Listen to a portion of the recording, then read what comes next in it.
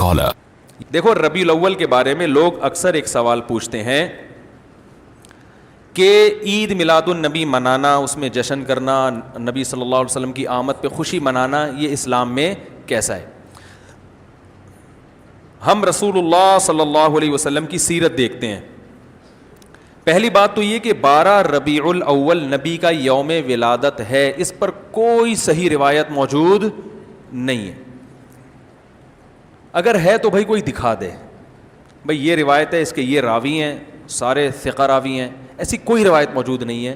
اور اس کی وجہ یہی ہے کہ اللہ تعالیٰ نے اپنے نبی کی ولادت کے دن کو امت سے چھپا لیا ہے تاکہ اس میں خرافات نہ, کیونکہ پچھلی امتوں نے کیا نا اپنے انبیاء کی ولادتوں کے دن کے ساتھ.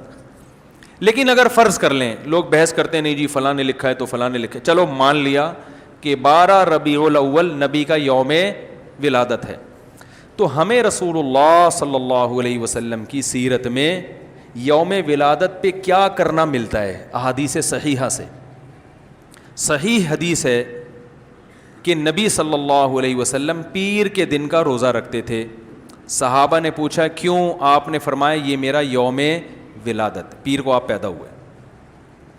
اب دیکھو پیر کو نبی نے روزہ رکھ کے یہ بتا دیا کہ اس میں عید کا تصور نہیں ہے, کیونکہ عید اور روزہ جمع بولنا پڑے گا آپ لوگوں کو, جمع نہیں ہو سکتے. اب اس کو سیلیبریٹ نہیں کیا جا سکتا. جس دن روزہ ہو جائے گا نا, اب وہ سیلیبریٹ کرنا اس کو ممکن ہے ہی نہیں, اس میں جشن کا تصور ہی ختم ہو گیا. جو ہماری عیدیں ہیں ان میں روزہ رکھنا جائز ہے؟ عید الفطر کو کوئی روزہ رکھے؟ بولو بھائی. اگر جس دن روزہ رکھا وہ عید نہیں ہو سکتی, جو عید ہے وہ روزے کا دن. کیا خیال ہے؟ عید اور روزہ ایک دوسرے کے کیا ہیں؟ اپوزٹ. کیونکہ عید ایک خوشی کا دن ہے اور اس کو سیلیبریٹ کرنا ہے, تو سیلیبریٹ جو کیا جاتا ہے کھا پی کے کیا جاتا ہے یا بھوکا رہ کے کیا جاتا ہے؟ دیکھو آپ کے بچے کا امتحان میں پاس ہو گیا اچھے نمبروں سے, بہت خوش ہیں آپ نے تمام رشتہ داروں کو فون کیا, بھائی میرا بچہ 100 نمبروں سے پاس ہوا ہے, میں بہت خوش ہوں اور میں اب جشن مناؤں گا, ایک سیلیبریٹ کروں گا اس کو. بھائی کیسے کریں گے؟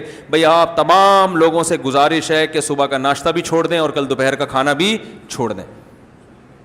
ہاں بھائی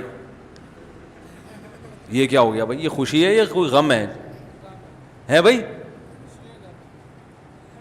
روزہ کوئی غم کی علامت نہیں ہے لیکن خوشی بھی نہیں ہے. خوشی کا مطلب خوشی کو سیلیبریٹ کرنا نہیں ہے, منانا. خوش ہونا ایک الگ چیز ہے, خوشی منانا. بھائی خوش ہونے پر تو ہم بھی کوئی پابندی نہیں لگا رہے کہ آپ 12 ربیع کو خوش ہو جائیں, مسئلہ ہے خوشی منانا. منانے کا صرف عید کو خوش ہونے پر کبھی بھی نہیں منائی جائے گی, صرف عید کے دن یا کوئی خوش یعنی یا کوئی کھانا کھلا کے. تو آپ کے بچہ 100 نمبروں سے پاس ہوا, آپ نے کہا کہ ہم خوشی منائیں گے. بھائی کیسے منائیں گے؟ آپ بھی کھانا چھوڑ دیں اور ہم بھی کھانا لے. بھائی وہ کہیں گے بھائی پہلے ہم اس طرح تو ہوگا کہ آج ہم زیادہ کھائیں گے, اس طرح تو منائی جاتی ہے. تو یہ بات سمجھ میں آ گئی. دوسری بات, دوسری دلیل, جمعے کا دن بھی چھوٹی عید ہے نا, اس کو بھی عید کہا گیا ہے روایتوں میں. اسی وجہ اور عید کے بہت سارے احکام جمعے کے دن بھی لاگو ہوتے ہیں. غسل کر کے نہا دھو کے مسجد میں اجتماع ہوتا ہے, عید کے دن بھی غسل کر کے نہا دھو کے اجتماع ہوتا ہے. نبی جمعے کے دن بھی اچھے کپڑے پہنتے تھے, ہم عید کے دن بھی بولتے کیوں نہیں اچھے کپڑے پہنتے ہیں, جمعے کے دن بھی خوشبو لگا کے نہا دھو کے, عید کے دن بھی ایسے ہی. اور حدیث میں جمعے کے دن کو بھی روزے کے ساتھ خاص کرنے سے منع کیا گیا ہے. لا تختصوا لیلۃ الجمعۃ بصلاۃ ولا یوم الجمعۃ بصوم. حدیث میں آتا ہے جمعے کی جو رات ہے اس کو عبادت کے ساتھ خاص مت کرو اور جمعے کے دن کو روزے کے ساتھ خاص مت. جمعے کو روزہ رکھنا کوئی اضافی فضیلت نہیں ہے,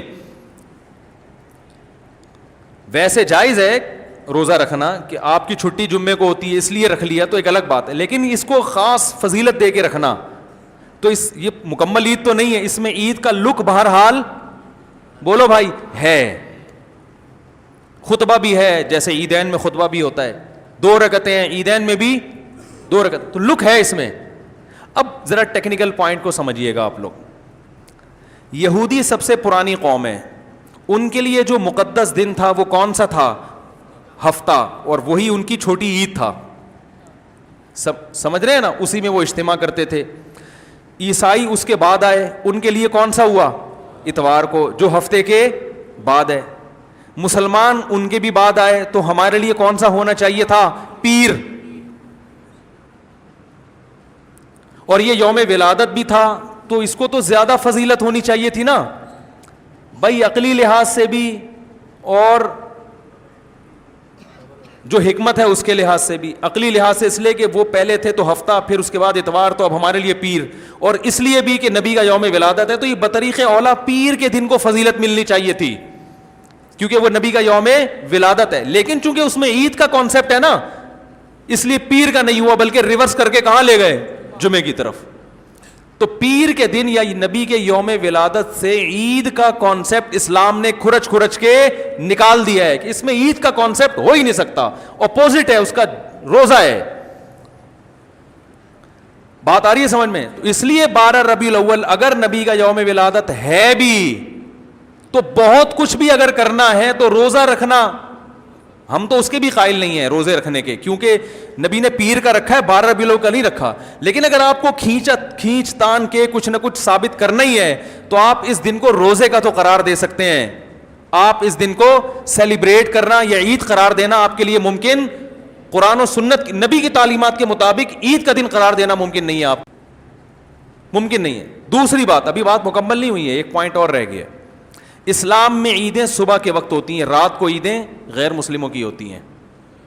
کرسمس زیادہ جوش و خروش سے کم منایا جاتا ہے رات کو, کیونکہ اس میں ڈھول ڈھمکے ہوتے ہیں, لائٹنگ ہوتی ہے. لائٹنگ رات کو جچتی ہے, دن میں لائٹنگ بولو بھائی نہیں. جبکہ اسلام کے جو تہوار ہیں وہ کب ہوتے ہیں؟ صبح کے وقت. صبح آپ اشراق کے وقت آؤ گے, نماز پڑھو گے, سوئیاں کھاؤ گے, گلے ملو گے, پتلی گلی سے نکل لو. عید الاضحیٰ میں بھی صبح آؤ گے, نماز پڑھو گے, قربانی کرو گے, گوشت کھاؤ گے, ٹھیک ہے نا. یہ سب کام تبھی فقہاء نے لکھا ہے کہ مغرب کی نماز کے بعد جانور کو قربان کرنا مکروہ ہے, جائز ہے مگر مکروہ, کیونکہ شاعر اسلام میں سے دن میں ہوگا. یہ رات کو شریعت نے اس لیے نہیں رکھا کہ رات کا وقت نا گناہوں کی طرف لے جاتا ہے. جب خوشی منائی جاتی ہے تو رات کو انسان ٹریک سے ہٹنے کا خطرہ زیادہ ہوتا ہے. جبکہ 12 ربیع الاول کو جو عید منائی جاتی ہے وہ دن میں زیادہ منائی جاتی ہے یا رات کو؟ ساری لائٹنگ رات کو ہوتی ہے, سارے جو نعت اور میوزک کے ساتھ وہ سب کب ہو رہا ہے؟ رات کو. یہ خود اسلام کے مزاج کے خلاف ہے. تو پتہ ہی چلتا ہے بھائی, بہت معذرت کے ساتھ, کسی پہ طنز مقصد نہیں ہے. دیکھو اللہ اس کے رسول صلی اللہ علیہ وسلم کو فالو کرنا یہ عشق نبی ہے اصل. یاد رکھو, محبت میں جذبات پہ کنٹرول کرنا یہ زیادہ مشکل کام ہے, اور جذبات سے ہٹ کے, جذبات سے مغلوب ہو جانا یہ آسان بہت ہے, لیکن یہ حقیقی محبت کی علامت نہیں ہے.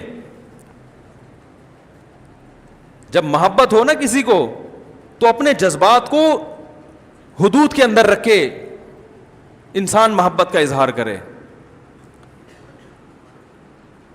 اپنے جذبات کو غالب کر لینا. نبی کا عشق ہر مسلمان کو ہے, ہر ایک کا دل چاہتا ہے یہ کرے, یوں کرے نبی کی یاد میں, لیکن آپ اپنے اس جذبات پہ کنٹرول کریں. بولے بھائی رسول اللہ صلی اللہ علیہ وسلم کی جو اطاعت ہے وہ پہلے ہے, اپنے جذبات بعد میں. Thanks for watching. Don't forget to like, comment, share and subscribe to